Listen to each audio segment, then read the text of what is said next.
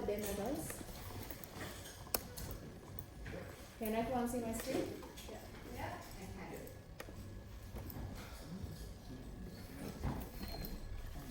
Alright, so if you have a look at my screen here, so the UI that I have is actually pretty simple, and we have different steps, and I'll show you what we want to perform using this application. There are a couple of students that I have added to the list box. So that is what we call as a list box. And then once we have selected a student, we can select the type of the result. So the type of the result could be a graded result or it could be ungraded. So ungraded result will only give you pass or fail. The graded result will calculate what is your score, and then based on our formula, we are going to figure out what is the grade for the student. So the student could get pass, fail, credit, distinction, and so on. Right? So that will be the graded result. Now, I'll show you the first example.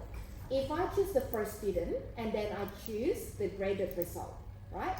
And here, in step number 3, I will need to enter the score for the student result.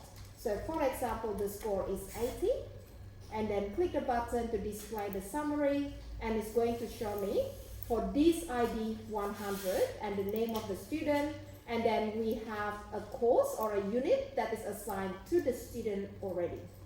And then the result is distinction. So that is my first example. So second example, I'm going to select the second student this time, and I'm going to choose the second type of result, ungraded. So let's say this student received AC, competent result. And then what do? Click the button to display the summary. So we have the ID, we have the name, and we have the unit, and we have the result. So the result that we have here is basically just the value that we entered in step number 3. Now, think about how many classes that we need to define in order to solve this task, and think about the members as well. So at the end of the day, you need to think about all the information that I showed you just now. What do we need to store? What do we need to display? Can anyone give me one kind of information that we need to store here? So what is 100 to 100? That's an ID? Yeah. So student ID. Okay, so we need to store ID, name, unit, and result. But Okay. result we need to store in 2 variations. So graded and ungraded. Yeah. Okay. So Good. I'd say we just need 1 class. One class. And just a little bit of logic. So if result ungraded equal nothing, so if we entered nothing, then we displaying different kind of result. Then we displaying graded result, and other way around. So we can do it with 1 class. Okay. Yep. So 1 class. And in this case, how many fields would you define in that class? What are they? 5. 5? Yeah. Sorry. What are the fields? Oh wait, 6. So first field is gonna be ID. Second is gonna be name. Third is gonna be third is gonna be result type. And fourth is gonna be fourth is gonna be for the graded result. And no, wait, that's actually kind of interesting. I think Fourth 6. is for the ID, name, course, result, and result type, Result type. which is Okay. I would have 2 classes. 2 classes. Yeah. Yeah. So what would One be the for the members? student, the other one for the result. For the Okay. student, we have name, ID, and unit name. And then for result, we would have result type and result value. Okay. Yeah. Okay. So when we start looking at the result value, remember again, according to my example here, the result value could be this value, or If I change that into a different type, that could be a number. Alright? So, if you say that we need to define a field called result value or result, what will be the type here in this case? Like if we're using one for the both results, in case we're using one class, Very it's going to good. be So, string because we can pass a number into the string to display it. yeah, are we using one field to store the result, or are we going to use multiple fields? Let's use multiple. That's a good question. Multiple. So you have Yeah. result type, result graded, result ungraded. Okay. Alright, so if you start thinking about all of this information, right? Think about just having one class to store all these values. And then we talk about storing the result value itself. The result value could be either a number or it could be a string value, right? Could you So- do ungraded, result type as like a boolean, and then say if graded, then result score or whatever is can then be assigned, I guess. So you don't have to do one class, I think. Yeah, so then we create other classes in that case. Is that what you want to do? No, so you speak of the same, but you only actually apply these fields once one of the fields is true. Mm-hmm. Then, I don't know. Yeah. I feel like So you still have to have two fields in that case. I'm saying, Yeah. you have multiple fields, Yeah. but there's only one class, I think. That is right. Yeah, so just be careful with creating, a class with members that contains some missing values. Because imagine if you have to create multiple fields for storing the result, right? So at any time, there's only one type of result that will be selected for a specific student, for a specific unit as well. Does that make sense? So if I say, okay, this student here, let's say on the screen, my second student, John, right? So what is the result type? Graded. So in that case, I can put a numeric result here, and that will be the value that we want to store. Now, what happens if I define a class that has two fields in order to store the result? So one field is an integer. So I can store this John's result into that field. But then, because I want to accommodate another type of result as well, I create another field in order to store the result, but the type is a string. So of course, they cannot have the same name. So then you might have another field again, which is a result type, and it could be a boolean like what Harry said, and then based on your code, it's going to check. If the result type is graded, that is true, then you're going to store the data to the numeric result field. And if it's not true, then you're going to store the data to the other result field. Does that make sense? Then you're going to always end up with one missing result. Always. So is that a good design? No. No, right? So you have to be careful when we start thinking about, let's try to put everything in this one class, and then we try to give all the possible fields in order to store the data. So we don't have any missing, we have always the storage for all the data that we need. But when we start looking at that, it's going to make it too hard to maintain. What if you have three different types of results? So let's say you have Boolean as a result type, true or false, pass or fail. And then you have a string that could say competent or not yet competent. And then you have a number that will be calculated to create a grade. So if that's the case, are you going to create three fields in order to represent each of the value? But then at any time, you only have one value entered. No. Is that right? So then that is again going to make it hard to maintain. And it's against a good design principle. So we don't want to do that. Now, how do we separate that? You make a results class. Create a result class, yeah? Yeah. And what should be the members in that result class? What you just mentioned, the three or the two Yeah. int and string. Yeah. Is that Okay, are we still going to have some missing value if that's the Yes, we will. case? Yeah, So we can have result type and results, yeah. Okay. which takes in, I guess the lowest common denominator will be a string. Mm-hmm. So two fields. Yeah. Okay. And then, we would have methods. Oh, yeah, you Oh, could you, just oh, do it. sorry, maybe just one field, result type, mhm, and then methods that return different types of that data. So a method that returns, or that saves an integer, a method that saves a boolean, a method that saves a string where do you save them? into the file that you, or you can save, you can Yeah. display it. Into the field. In the Where cloud. you want to save Field? the, But then you have to declare oh, the you field. do, sorry, not save it, you display it on that thing. Yeah, okay. As on a the box, private on this method. box. Not this Yeah. box, Okay. Alright. panel. So in that case, we are not using a field to store the result. Yeah, Is that what you want to do? yeah. Okay. You're just using a method. Mhm.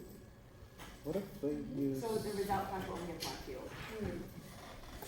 Yeah, okay. So that is one approach. So But we are not storing the result in that case, right? Yeah. Mhm. what if we're gonna use? Really scared to say interface. Interface, yeah. So how would you use that? Calculate the result. So Mhm. we can create a base class Mhm. with the name. Mhm. Let's say type. Just wait a second. I have an idea to create a base class, and from this base class, just take one class that not creating any instance, just calculating stuff. Let's say we're just calling this class and Yeah. passing some data into this class, and it's gonna calculate it. Okay, yeah. And we can take the interface from the connect interface to those classes, and in both interfaces we can implement in one of them we can implement graded result type, and in the second one we can implement ungraded result type. They're gonna do the same thing. No, not the same thing. They're gonna return two different things. Mhm. Depends on what The child class you're gonna call. Yeah. Okay, good. Yeah. So that is a better design. We have really clear separation and the purpose as well. I like the idea of separating the calculation into a different class in this case, because if you think about the student information, does every single student needs to have the score calculated? Maybe not, right? So we need to keep that class to be just about student details. So student details will be just ID and student name. So then how do we store the unit results, and then where do we want to store that as well? And the same thing with the calculation for the result. So that shouldn't be part of your student class, isn't it? We need to have a really clear separation between the two. So the next question is actually about the result. So how do we store the result? Is that going to be in the same class as where you store the unit information? So for example here, you can see that every single student is assigned to study a unit, right? So where do we store this unit? Are we going to add the unit into the student class, or we're going to put that into another class? Probably another class. Another class, Yeah. yeah? So in that case, a student can study a unit, and then later on we can change that into a different unit for the same student. Yeah? Okay, good. Alright, so we might have another class in this case to store the information about the unit. Good. Now, what about the result then? Where we should put the result in this case? Are we going to put the result in the unit or in the student? Unit? Unit? Yeah. Yeah? Because Okay. But can't you put the result in a separate? In a separate class? yeah. Yeah? Class for each field. Would that be Yeah? better? I think that would be better. Yeah? Okay. So then in that case, we have like 3 classes so far. Is that right? So what would the classes then be? And Yeah, so student, Student? unit, unit and result. and result. Okay. But how do we still work with that 2 different type of result? We haven't really solved that problem yet. So if we say result, so how do we work with it, graded and ungraded results? What do we do? Validation in the method? Yeah, so we create methods in order to check the type. Yeah. Yeah, okay. So where should we add this information about the 2 type of results? In which class? In the results class, in the results type generator class. Result Result type? type class. Yeah.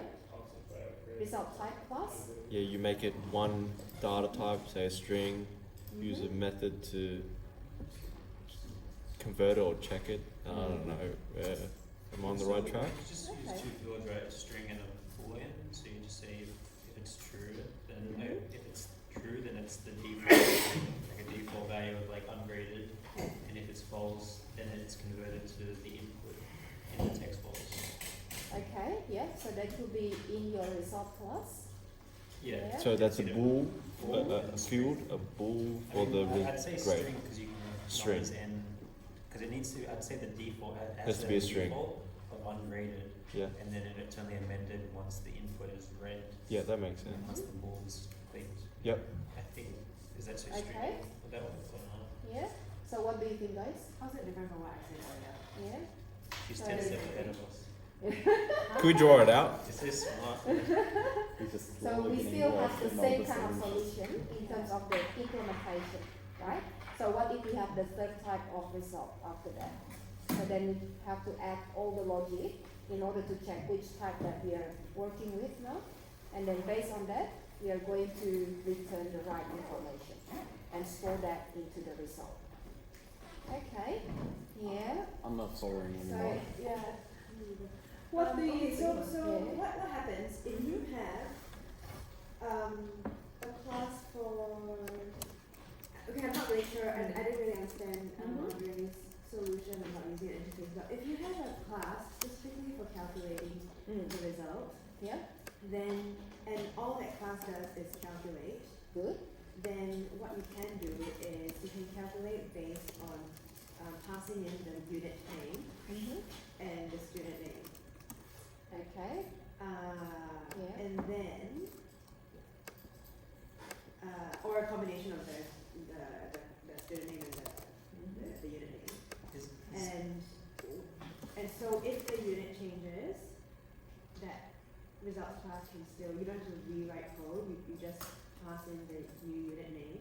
Or if you want to get a result of a different student, you don't have to rewrite a whole result class for that student. You can just pass in the student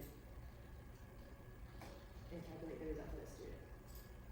Not calculate, but Okay, save. I yeah. don't know. I'm lost. Is interfacing when you amend the object?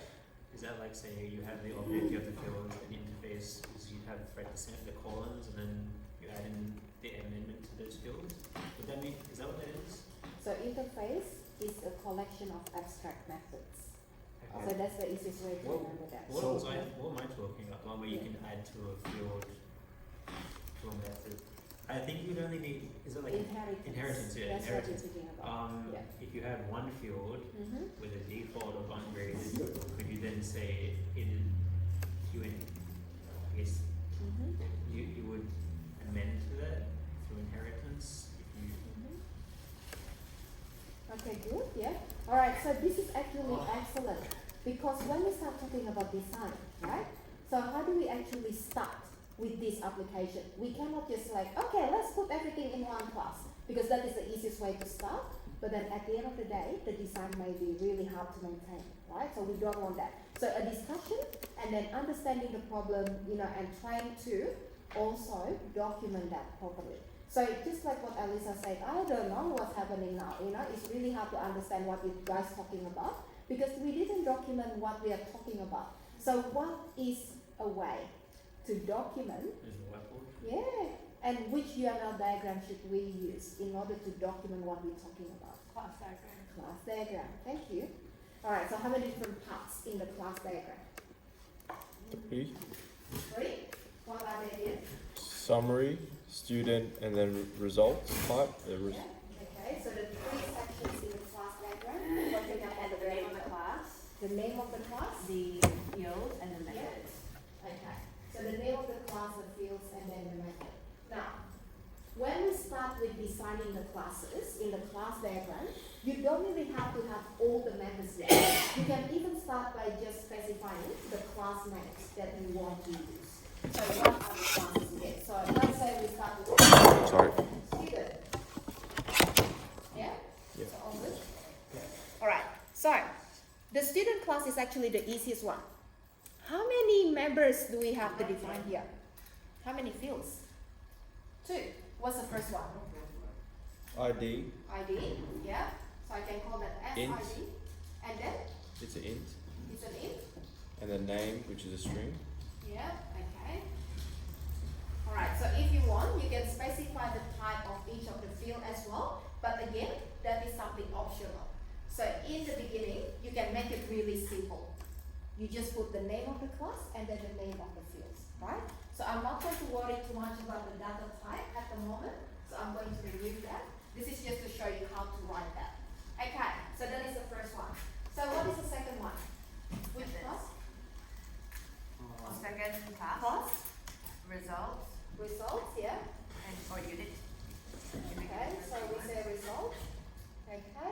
Now, there was a really good suggestion, but the person is not here now. So we are talking about inheritance, right? So when we start looking at different types of a generic type, I have 2 types of students in my class. I have full-time student and part-time student.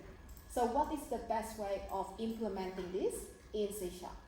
Using You a have a base class called students, and then you have 2 child classes called part-time and full-time students. Very good.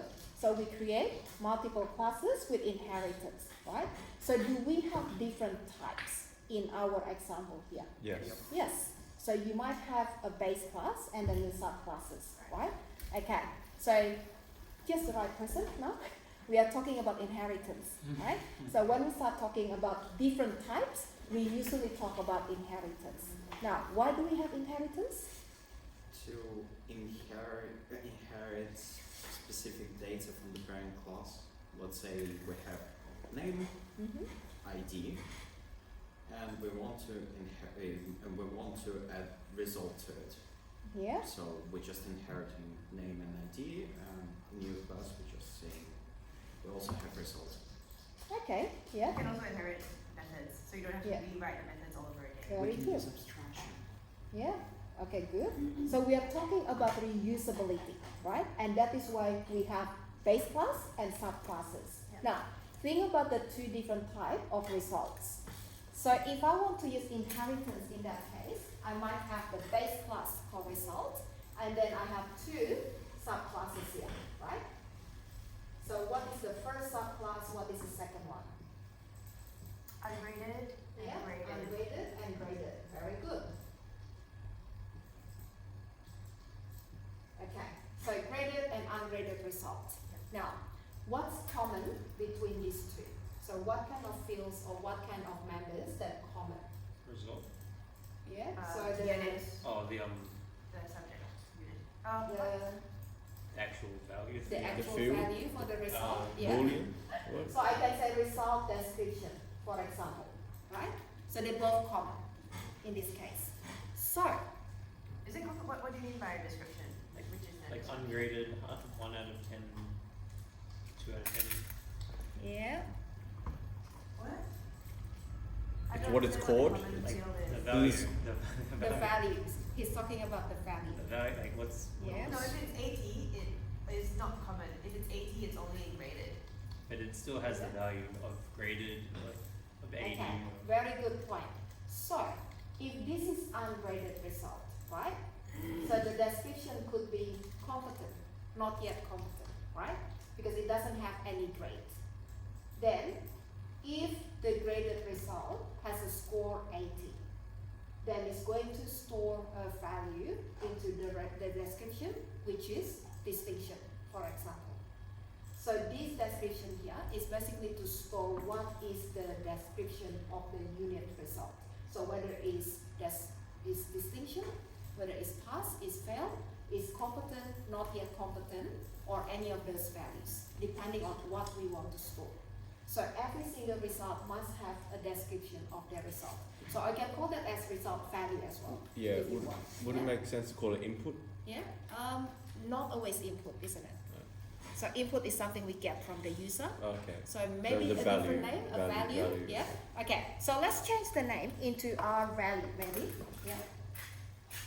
Okay. So let's call this as our value. So the value here, depending on the type again, That could be pass, fail, distinction, credit, or it could be competent or not yet competent. So it really depends on what you want to store. Now, is there anything extra that we could store in here for the graded result? Yeah? What do we call them?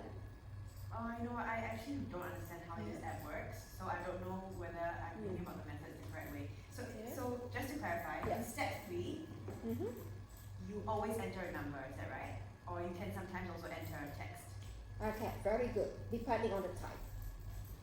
So if the Oh, okay. type is graded, then you enter a number. And then it will display a text description. Yes. So this is going to be the description. Okay, Right? Oh, sorry, this one here.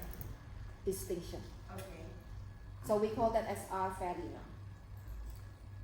Yeah. So our value is result type. I'm Our kind of value? confused. What is value? It's not the type. So what is Yeah. calling the result? I think that's just. I'm really not sure what is So if it's Yeah. graded, it's a number. If it's ungraded, it's words. Yeah, but like value, it's a field. Like in this, it's a field, and what Yeah. type of this field is? Okay, it's a string. Why? Because, okay, have a look here. This example, not this one, on the screen. So if you look at the graded result, right? Yeah. The graded result will have a value. So what is the value of that result? Could be distinction. Okay. Or there could be, let's say I change the value, so Pass. that is pass. So that is our value. That is our value, Okay. right? So that is for the graded type of result. Yeah. If you have ungraded, that could be something else. AC. AC or NC or something else That's after that. 50%. So that is the R value. Okay. Right, so what are you Yeah. asking for us? Yeah, Yeah. I'm not following I as well. understand. What are Yeah. the fields? The fields. They all share. So we identify the Fields are all classes share. and then the fields that we need to define in each class as well. Fine. Then we get to the method after that. Yeah. Terribly sorry. Yeah. Can I ask you again what is value? Because like I have Mm-hmm. troubles with Yeah. understanding. Okay. The description So- is a good word then. Yeah. Description is a good word. All right. So what if you think about the result, right? Someone asks you, what is your result for the test? So that could be, let's say, 80. I got 80, right? Yeah, that's Yeah. why we So have some to people will show say them. 80. Now, the way that we look at graded result is slightly different because we want to think of this as academic transcript. So you don't see the value 80 because you look at result as your grade, whether you got pass, credit, distinction, and so on. Alright? So, if your test score is 80, then the result that you see on your transcript is going to be distinction. So that is what we call as the R value. It's like a description of your result. Maybe we should just call it Yeah. description. Would score be That's another it. one, or Very good. Yeah. Do we need to store that number, 'Cause I the don't know value if- 80? Because one of them doesn't need a number, does it? Like ungraded doesn't have a number. Yeah, So very good. Now, that is a very good point, Harry, because then, look, we are talking about just the generic result, right? So every single result have this description. Yes. It could be AC, NC, distinction, pass, or fail. But then, what about a specific type of result that has two kind of description? So you have the grade that says pass, fail, distinction, but you also have the score that needs to be converted into the grade. So where do we store that? So if I change this back again, have a look on the screen here, I make that into graded result. And then I say the the result is 80.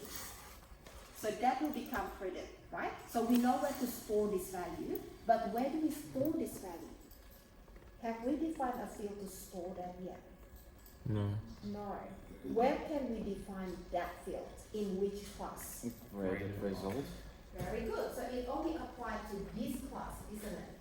So the ungraded result does not have any field to store a number. We don't need that in here. We only need to know what is the description in there, right? So we can call this as R, maybe score. So have a look at the result only. So a result, every single result must have a value. Yeah, makes sense?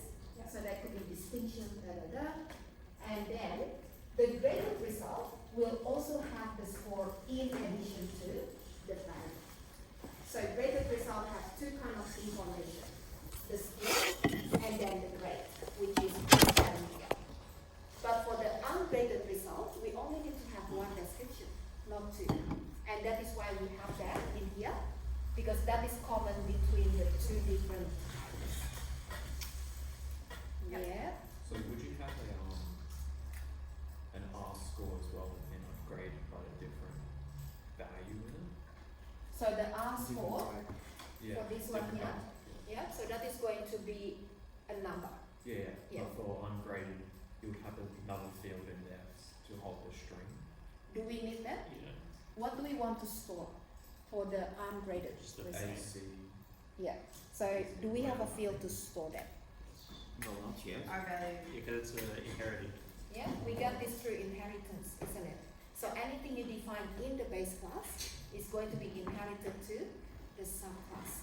So you have a field to store that actually in the subclass. So, Yeah. if I understand it right, Yeah? first of all, we're creating basically a parent class, Mm-hmm. what's called result. Yeah? Yeah. And there we have a field that's called value. It's a Mm. string, right? So Yeah. next step, we're going to like creating two child classes from the result. Mm-hmm. In one of them, in the graded result class, which is child of result, Mm-hmm. we're creating field called R score, Yeah. and with a type integer. Yeah. And so we don't have to create one more field in ungraded result because we can use field value in a parent class Yeah. as the ungraded result. Yeah, that's right. Yeah. That makes sense. So how do you need a field that links result to student? That is right, yes. So we will need to define a field in order to create that relationship. So I'll do that after this. There's only one thing left that we still haven't assigned yet, the unit, right? So what is still missing? The unit. It's database. Do you want to define the unit name only, or do you think units have different descriptions? Each one have a different description. Yeah? So unit. But we don't have a description, we have only unit name. Yeah, it only have unit name according to this requirement, right? So we can literally Yeah. just put the field unit name in the parent class. So we can inherit it from it. We can, that's right. So in this case, if you only have to add a unit name, that is just another field. You can put that in one of the two classes, whether in the result or you can put that in the student. Maybe it makes more sense in the student because student has, study a single unit at any time, right? Now, what if I change that requirement? So unit is not just about the name. I can have unit ID, I can have unit name, unit duration, unit cost. Make a new class? We're gonna Yeah, have to create very our good. own class. Then where can we add the class? What is the name of the class? Unit. So this is database. This is it. In database. Unit, okay. So then you can come up with some fields as well, yeah? Now, not to make it too complicated, because I don't want to start expanding and making too many information there and then getting too complex, right? So let's say I'm just going to add a unit ID. This is something extra, Unit. and then I have the unit description or unit name, yeah? Okay.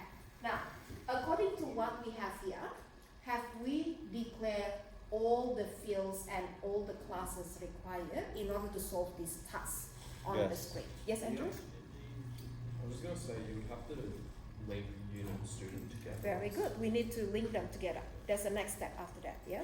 All right. So have we got everything that we need in our design? Yes. Yeah? Okay, good. All right. Make it So make then, sense. we are going to define the relationship. So what we're going to do, in order to define this relationship here, I'm going to define a field in the student class. When you create the class diagram, you don't have to say, okay, the link is this field in the class. You don't have to. So you just have to put all of the fields that belong to that specific class, and then you create a line between them. Then when you implement in the code, then you're going to create an extra field, and the type of the field is going to be the other class. So let's say I have a unit field here, and that result field in here, and that is the link between the So two. would unit also need student then? Yeah. So the unit. Yeah. So you can put that either way as It well. doesn't matter, or? Yeah. So it really depends. How do you want to work with that, right? Does that, how does that change the interaction putting it in one and not the other? Like So, say you put yeah. in a student class, you put unit as a field, but you didn't, like, and you, or what's the difference between putting student rather in unit instead, the opposite way? Okay. So imagine this. If I make this into, I'll start from here. Unit has results. So I create a result field. And then student enroll in a unit, and then I have a unit field, right? So what we have done is actually encapsulating the information. So you have object within an object within an object. So what does that look like? A student has a unit object within that. So that is to indicate this is the unit that the student is studying. And then inside that unit object, that is inside the student, is going to have a result object as well. So you have a result object in the unit object in the student object. Now, when I say you can actually swap them around, so the unit could have the student object in here. Will we still have the same kind of information if I put the student object inside the unit or the unit object inside the student? Can we still see which unit that the student is studying? Yes, right? Now, it's still the same thing. The only difference is how do you want to manage that? So in my program, do I want to create a collection of units or do I want to create a collection of students? Students? Students, yeah. So it depends on what you want to do at the end of the day, right? So if I want to be able to find all my students and then based on the list of the students that I have, then I can select a student and then see which unit they enroll in. So the easiest way to do that is basically to work with collection of students. So then you can create that unit object inside the student to make it easier to find the information. But you can do that the other way around as well, right? Okay, good. So that is the design. Does it look fun? So Yeah. Right? Use the notation. We are using different line for the. No, so that's Just one the too way many. Yeah. So the one going And after that's the many pen, too and many, then but it you need an doesn't have optional the mandatory. zero title, so the title has to be empty. What even do you? Oh, there we go. You ruined my day, we had a nice day. Triangle. No more challenge lobbies for you guys. Yes, that is for inheritance, and you point to the base class. Okay, so guys, so how are we going so far with that? Very good. Yeah. Okay. What about the calculation? We talk about the calculation to convert your score into the grade. It's a method. Yeah. So where do we define that method? In one of these classes, or we create another class? you could put Grade a R. result. Could you define a result? Grade R. This one. Yeah. So we create a method here to check the score and then to convert that into a grade and then store that into the value. Yeah? Okay, good. Everyone agree? Yeah? Yeah. Or do you think it's going to benefit us if we move that calculation to another class? No. Very much listening. Are we going to reuse that calculation for different objects as well? Would you use it for If you grading had- R as well? Yeah. Because you would use it through every unit, I don't know. Yeah. Yeah, because you got You're gonna use it in every course, right? For every course, for every yeah. result. It's not like you only have one result, you have multiple Mhm. results. And Okay. multiple courses, I don't know. So that's always the question, right? So do we need to reuse this? If you do, then the best thing to do is to move that out into a separate class and it has that functionality provided by that class. It's Now, always good too. not For always, few, right? like, 'cause if someone wants to change it Yeah. eventually, then Yeah. it's good. The question is always also not just about whether we can reuse this all the time, right? But do we really need to reuse this? Is there a possibility that we'll be sharing this functionality as well with other classes? Now, think about what we did on Tuesday. We created a class in order to save the information. So that class has a separate purpose. The purpose is to save the information to a CSV file. Remember that? So why did we put that as a separate class? You wanted to use it further Yeah? throughout the whole. the multiple, so you can just reuse it multiple things, I guess. Yeah, Is it just because You might want to save other things yeah. other than the result of the calculation. Okay, You good, might yeah. maybe create a different test and then you want to save the other test result. Mm-hmm. Very good. Because we are reusing the same operation for different types, right? Because imagine that you might have another object like result object that needs to be stored. So we can use the same method, we just have to change the argument, of course, to make that into a generic type. Could you make right? a class that inherits graded, and then it takes the score, and then you use that class just for calculating the score? So the question is, you're saying about inheritance. Oh, so it's going to take the value of the score. Okay, no, that would work. Yeah, you can create a class here that takes the value of graded result and then pass the object, do the calculation of the object, and then after that, just return that back. You can, yeah, if you want. Okay, so I would say at this stage, there is no need to actually separate that calculation into another class because we are not reusing that to other operations, right? Different classes, yeah. It would just be graded off. So that should going to be integrated up. Very good. Okay, so let me just create that. So if you want to define the method, you can add another line here. So that is the third section in your compartment, and this is going to be the name of your method. So let's say we say convert. Okay, I'll change the name later on. Does that make sense? Yeah? Okay. Now, if you look at your UML design lesson notes again, for every single class diagram, you usually see the classes, and then you have the members. So the members will be the fields and also the methods, right? And other things that you can see will be the data type. So what is the type for each of the field, and what is the return type of the method. And you can also add the accessibility. So you can add public plus or private minus. So there are different accessibility words, keywords that you can use in order to define the access level. Now, for your project, I don't want you to make it too complicated. You don't need to put too much detail. So start with something that looks like this, and even without the methods to start with if you want. So start with just the class and then the fields of each class. And then think about the relationship between them. So how do we define that? Is this the Yeah. high level UML diagram? Yes, for the high level. Yeah? Okay. So that is one of the things that you need to do for your project assessment. Now, so how do we implement this, guys? So let's have a look here. I'm going to get you guys maybe to have a look at this example. Alright, I'll give you a copy of this instead of getting you to type this in actually.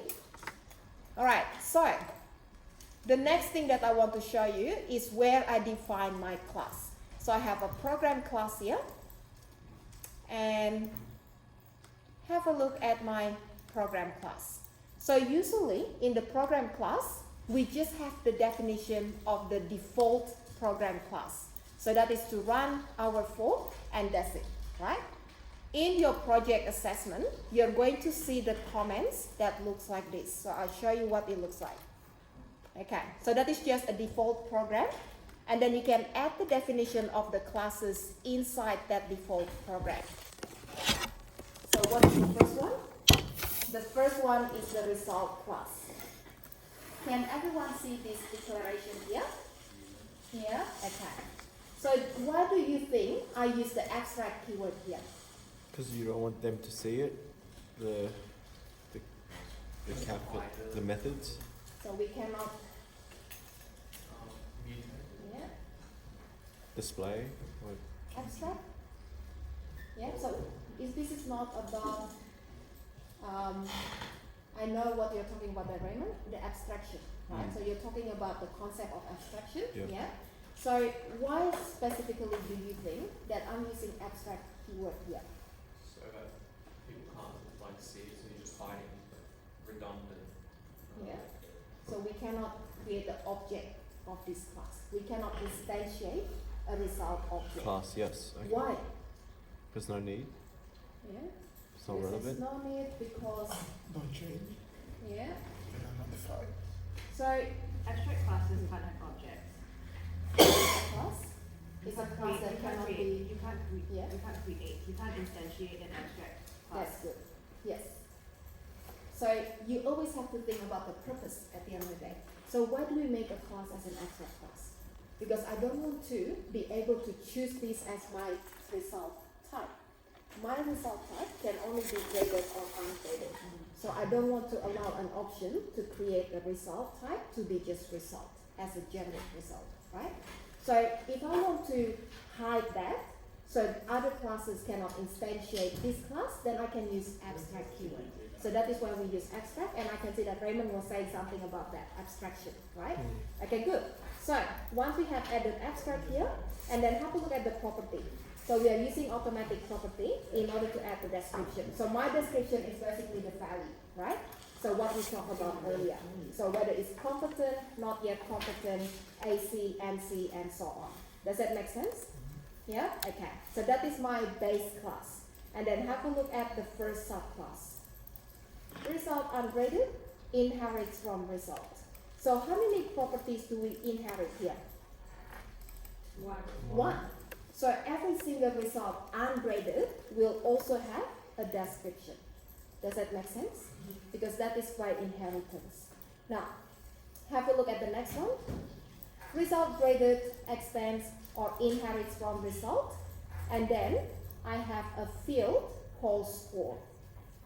So once we look at the field here, remember again, we have a property that was defined in the base class. So what is the purpose of that again? To store the description of the result. And then this time, we added another member here, which is a field, and this is to store the score. So that is to show the two different type of values that I want to store in the result graded. Can everyone see the two type of values there? So the value that we inherit from the base class, which is the description, and then the score of the result itself. That could be 10, 20, 100, and so on. Now, the next part that I did here, this is more interesting because remember how we say, oh, let's do the calculation somewhere else. Now, this is a scenario where you should move the calculation outside the class. Why? I'll show you that in a while. So, in order to set the value to the description, I'm going to use a method that is defined in another class. I call that as my grade converter. And then this class here has a method called find grade that will take an integer, which is a score, and it's going to return the grade of that value. So that could be pass or distinction and so on. So the value returned is going to be stored to the description property.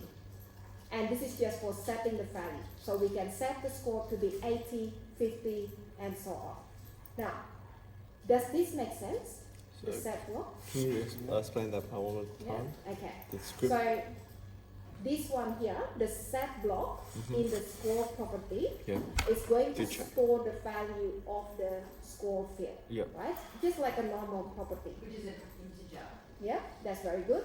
So that could be like 10, 50, 100. Then, in addition to storing the value to the field, we also want to trigger the calculation in order to convert the score into the grade.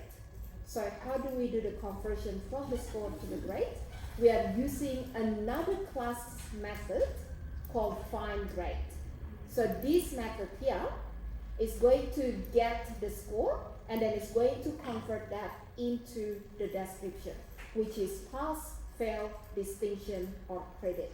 Is that fine grade within that class right Very now? good. No. Find So grade that is is in another- a class called yeah. find grade converter. That's right.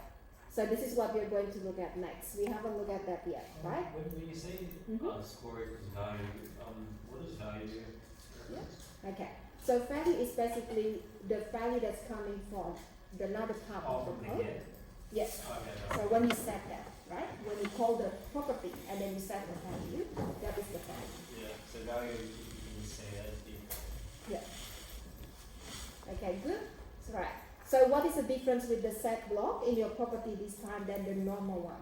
Instead of just setting a value, we are also going to do some calculation and set another value. So there are two values that will be set, right? Now, you have a look at this code here. You're going to find this interesting. So my grade converter, and then this is the method that I want to call. Why do you think I moved that into another class? Because my calculation depends on the data that is coming from the CSV file. I want to make this grade information to be quite dynamic. So sometimes, maybe I don't want to make the fail range to go up to 49. I'm going to be a bit mean to the students, right? So I'm going to say the fail result is when the students score up to 60. So they're going to fail if they get 60, right? If I'm mean that day. And Ray was like, 0 to 99. yeah. Or 0 to 99, oh that's good. 0 to 99 fail, and then 100. Oh, it sounds like Teddy. That is kind of true. We don't say that, it's not competent. You failed. Alright. So imagine if you have really dynamic way to calculate, to get the grade, right? So this is the file that we are going to use in order to determine the grade. Now, how do we implement that conversion? So there is a class here called myGradeConverter. And in this class, I have two methods. So I'll show you the two methods first. So these are the two methods. And then I also have the three static fields. Now, the purpose of the three static fields here are basically to store the information from your CSV file into the arrays. It's very much like your PROG 302 project. When you read the username and the password, and then some of you actually created two arrays to store the data. So you have the array for all the usernames, and you have array for all the passwords. So this is the same concept. If I have three kind of information in this CSV file, so I have the minimum value in the range, I have the maximum value in the range, and then I have the description itself. So how do we convert this information to C#? I can create three parallel arrays. So the first array will contain the minimum values. The second one contains the maximum values, and the last one contains the grade only, right? Now, is there a way that we can do this solution without using parallel arrays? Yeah. So how do we do that? Just a simple, say, simple logic. Let's say if user inputs, we can create one more method. Score 0. That's gonna store all of this stuff. No, actually, For if each you want to keep statements? it For dynamic. each, yeah? So how do we store the information from the CSV file? That's the next question. Store, then CSV helper. Yeah, so that's Stream how write. we read, yeah.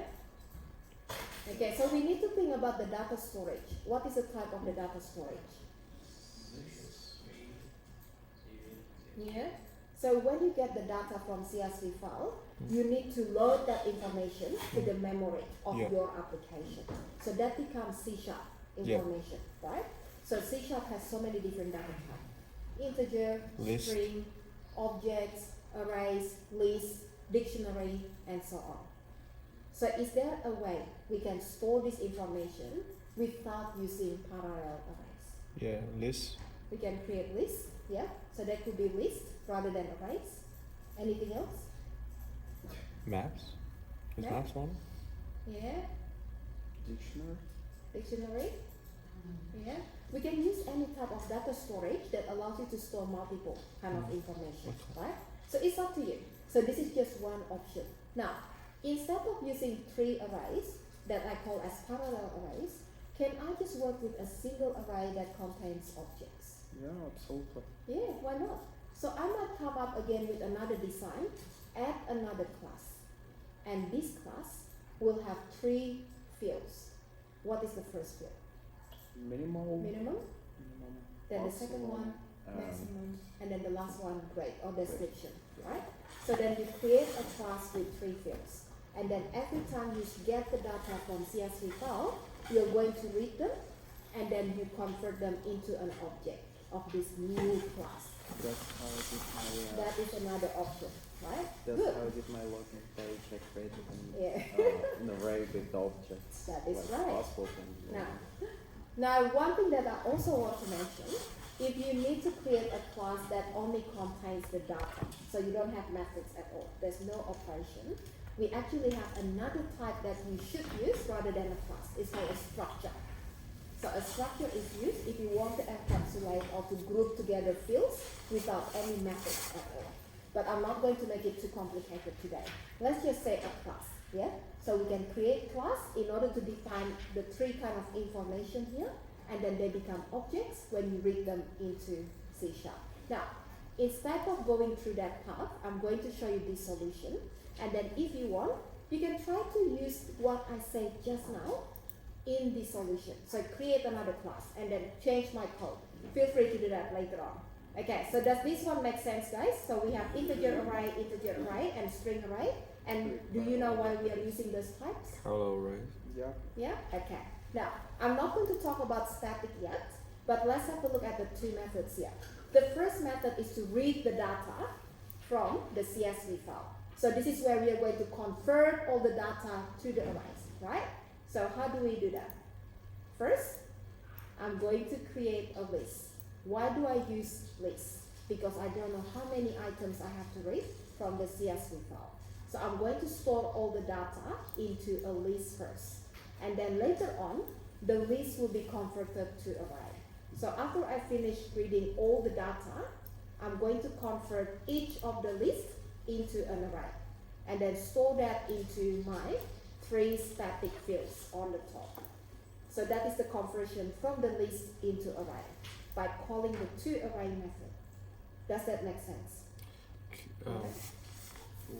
So it goes from a list to array. Yeah. Array. Why is that again? Yeah, because we don't know how many items we need to store Yes, in the array. we don't know how many items. Yes. Yeah. So array has a limitation. What is the limitation? You have to define an That's right. You need to specify the length of the array, right? So on the top here, I didn't do the instantiation of the array. I didn't create the object for each one. So that is created here when we converted the list into an array. So you create the array object and then you pass all the data to your fields. So that's basically what we're doing in the last 3 statements. Now, so how do we read and store the data into the list and have a look at this? Remember that? Yep. Yeah, so we are using CSV helper, right? So the data that I want to read here, it doesn't have any header. So that means we have to specify there is no header in this. So how do we do that again? So go back to my config object here, and this is what we need to do. It has no header. And then using my string object and then the CSV reader object, I'm going to read the data from the CSV file. So the code that we have here on these lines here, they're basically the same as what we use on Tuesday, right? So we create the object, we specify the path to the CSV file, and then we specify, the configuration and pass that to the CSV reader, and then we're reading one line at a time. So how do we read one line at a time? We can use the read method, and the read method is going to go to the next line. Now, what do we want to do next? We are going to get each of the fields. So what is the type of the first field? The type of the first field from the CSV file is an int. And that is the reason why I'm using the int type here when I'm getting the field. So this is a method of CSV helper. Yeah, so you use get field and then specify the type, and this is the index position. So 0 means the first column. So get the value from the first column and then get that as an integer. So we convert that into an integer. So the value that we read from the first column as an integer is going to be added to the list. So that is how we add one thing at a time into the list. And then this is for the second column, and convert that to an integer, and then you add that to the second list. And then get the last one. The default type is a string, so you don't have to do any conversion at all. So that is why we don't put get field string, because anything that you get using get field by default is a string type. And then you add that to the last list. So every single time we read a line from the CSV file, we are going to add each of the column from that line into the list. Make sense? Yeah? Okay. Alright, so that is basically going to happen until the end of that CSV file. So the read method here returns a Boolean value. So if there's no more data to read, then it's going to return false. And that is why we can use that as a condition in the loop. So as long as we can read the data, it returns true, then we are going to do the conversion. If we cannot read the data anymore, that returns false. And that is when it stops the loop. Yeah? I just had a question about the stream reader part.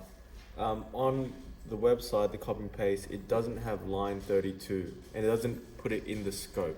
Very good. Okay. Why do you have it in the scope? So there are two different syntax we could use. You can either create the using block or without creating the using block, right? So I'll show you two different examples. The one that I show on Tuesday is using a different syntax than this one here. So if I don't want to use the using block, watch this. This is what you need to do. So delete the block that follows that using and then add a semicolon at the end. So that is the first one. Now, the same thing again for the next one here. I can delete the block and then add a semicolon at the end as well. Right? Okay. Now, just because I deleted that, now I have to make sure that they're all in the right scope, right? So have I declared this in the right scope? So do I have to make any changes with the scope? So I might have to look at again at all the previous ones. Now, I'm not really going to change that, guys.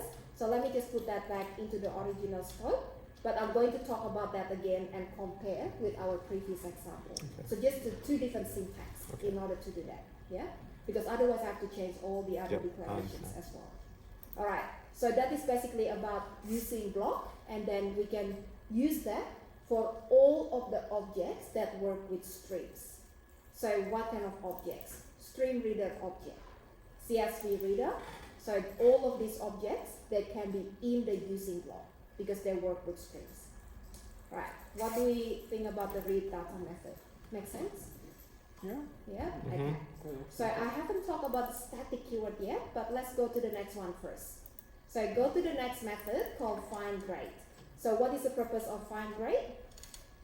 To write the grade? Yeah.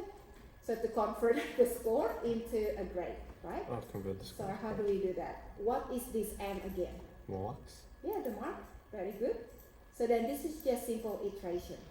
You're going to go through all the data in your arrays. So that is your grades array. So if you look at the three arrays again, do they all have the same length? Yeah. Yes. That's Very why good. they're parallel. That's excellent.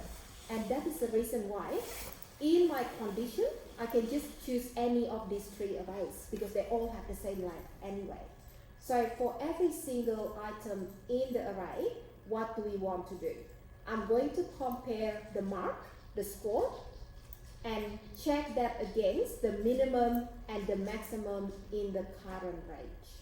So in the beginning, I'm going to start by comparing with the value 0 and 49. So is the mark within 0 and 49? If that is not within 0 and 49, what will happen? Then we are going to iterate again and do the second iteration. Does that make sense? So this condition will only be true if the mark is within the minimum and the maximum range. So if it's not within the maximum and the minimum and maximum, then we are going to do the second iteration. So go to the next range. What is the next range after that? So the next range is this range here. So check if the mark is within 50 and 65. So let's say the mark is 60, right? So if the mark is 60, that means we are within this range. What will happen then? Then it's going to return the value of the grade in that position. So what is the grade value in that position? That's going to return pass. So the code that I have here is basically just to get which range that the value belongs to, and then we are going to return the grade of that range. Now, if we do all this comparison and we cannot find the value within any range, then we are going to return a message. So that is a string value that says not found. Does that make sense? Yeah. Mm-hmm. First of all, I'm kind of confused. Yeah. Because you're not breaking the loop when you find. This one? When you yeah. Yeah. Mm-hmm. So you're not breaking the loop when you found your grade, so it's gonna keep spinning. Yeah. And I don't see an else, so it's gonna return not found anyway. Yeah. Oh no, it's gonna Look at the return four the first one conditions and of the wall. Yeah. So the interesting part about this, you have to think about two different scenarios, right? If we cannot find the grade, so let's say the grade is 200, and it's not within any of the range that we specified in the CSV file, right? So what will happen? It's going to finish the execution of the loop, so it's going to iterate multiple times, and then it's going to go to the next statement after that. So that means the loop will finish the iteration and then return a string value. So that is going to return not found. But if we can find the grade in one of the ranges, then it's going to exit that method straight away. So the return statement can be used to leave a method. So you're going to terminate everything else inside that method, and you're just going to return the value straight away. Yeah. So that is how we exit that method. So we have two different ways. So one way, we finish the iteration and then we return the value. The second way, we didn't finish the iteration and we just return the value straight away. that's pretty cool. Yeah, okay. All right, so that is going to be my second method here. Now, so if you look at my two methods again, I use a static keyword in this case. So why do you think we use static again? So we don't have to create an instance. Very good, we don't have to create an instance. So in this case, do we have to store data to my converter? Are we going to create, objects that stores data? Or we don't need to store data, right? So we don't need to really pass any data into this object. Why? Because the data actually coming from your CSV file. So we want to make all of these to be private fields, so they cannot be accessed from outside the class. Okay, so that is the purpose. Now, So if you were say somehow get the user to input their marks, then it wouldn't be static. Yep. So you're not going to make it static. Yep. Okay. Mm-hmm. What you would can you? make it static if you want, but you're going to make that into, let's say, a property. So the user can access the property, Yep. so they can be stored, right? If you want the information to be shared by all the objects, you can make it static. Otherwise, you don't make it static. The field or the property or this? Yeah. So the field. The field. Mm-hmm. Okay. So the only thing is, again, it's all design decision. Do you want to make this available from outside to outside the class, or we don't want to, right? There is no right or wrong to the way that we implement the code. But sometimes you can see the difference. Like you compare the different ways of designing, and then you can say which one is easier to maintain, which one is extensible, right? So that is when we start looking at the different design. Now, so one thing that I want to ask guys, remember again, if you have a class that only has some operations, right? So the purpose of the class is to do some operations, and it doesn't really store data. If that is the case, then make your methods to be static methods. So remember when we talk about our example on Tuesday, and we can say this is a utility class, is a helper class. It's going to help the operation of other classes. So that is what we call as utility class. Yeah. Now, so what else do we have here? So if you look at the method here, the method is a static method, and again another method is a static method. So to call the method, do we use the class name or the object name? Class name, because it's static, right? Now, so if I don't make this into static field, will that be a problem? Yes, Why? because we can't use static or not static field from the static method. Very good. So static method has a limitation, right? So if you go to this one, let me just build the solution. And then have a look at my syntax error. So it says here, minimum marks is, and have a look at this message here. An object reference is required for the non-static fields. So we cannot access the non-static field here. static method can access static fields and it can call static methods. So that's it. You cannot access the instance field. We cannot call instance methods from this static method. So that is why I make that into static. So that again, what we need to do in order to access that from the static method. Now, do we always fix the code by just looking at the syntax error and then adding the keyword that we need? Is that a good approach? Well, You need to most of the start time. thinking about the problem, right? If you look at that kind of code, the question is actually, do we want to make that into static method? Yeah. Yeah? Okay, Yes. so that is the first question. Now, the second question is, we know in order to fix that problem, we need to change your field to static field. Do you think that this data has to be the same for all the objects? Or they don't need to be the same? That's what you're saying. They need to be the same, that's right. So in this case, this is actually a proper example of using static fields because we don't want the data to be different from one to the others, right? So you need to start analyzing rather than just fixing the code by adding keyword, and changing your logic in order to make it work and compile. But think, is this a good design? Is this what we want to implement in order to solve the task, right? Okay, so just before the break, guys, I'll show you one thing here. So in my form, if I go to the code, remember how we added some tests in our previous example as well. So I did the same thing with this one here. So the first test is basically just to call the find grade method, and then I pass different values. So this is to check the implementation. But before we can test this, we need to make sure that we call the read data method. Why do you think that is? I don't really remember. Yeah, so if I go back here, If you don't call the read data, there's no values to compare the score. very good. Because the read data method is basically to get all the score and the range of the score and the grade as well. So if you don't call this method, your arrays are not going to be populated with data yet, right? So that is what I did first. So I called the read data method.